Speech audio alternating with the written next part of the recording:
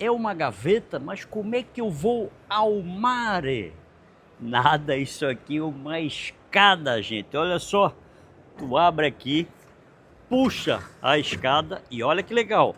Tu puxou aqui, levantou e ela abaixa e tá pronta. Tu tens uma escada. E isso aqui é que é o legal. Depois que acabou, não tem que ficar indo lá debaixo da água, buscar a escada para deixar a escada que fica de vez em quando caindo, não segura. Aqui não, tu puxou aqui, trouxe para cá, vem e guardou.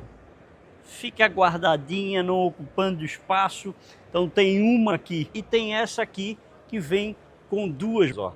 Então são opções para ficar bem guardada dentro da sua embarcação para te dar mais segurança. Isso é muito legal.